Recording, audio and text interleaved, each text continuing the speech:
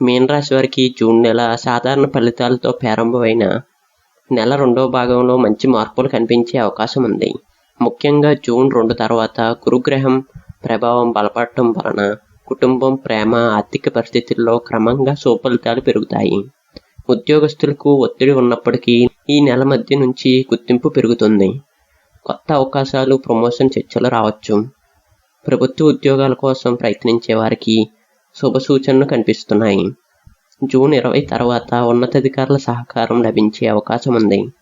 ఇక ఆర్థిక విషయానికి వస్తే ఖర్చులు ఎక్కువగా ఉంటాయి.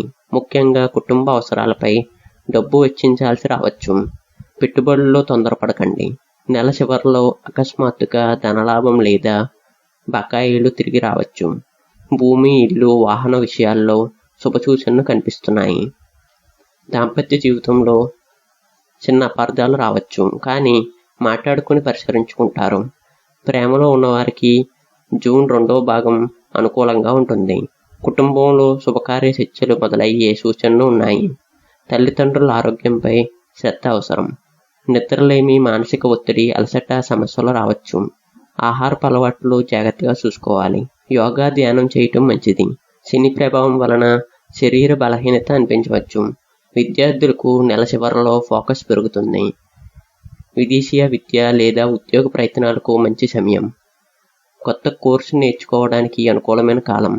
7, 12, 18, 24, 29 తేదీలు శుభప్రదం. ముఖ్యమైన పనులు ఈ తేదీలో చేయటం మంచిది. ప్రతి గురువారం పసుపు దానం చేయండి.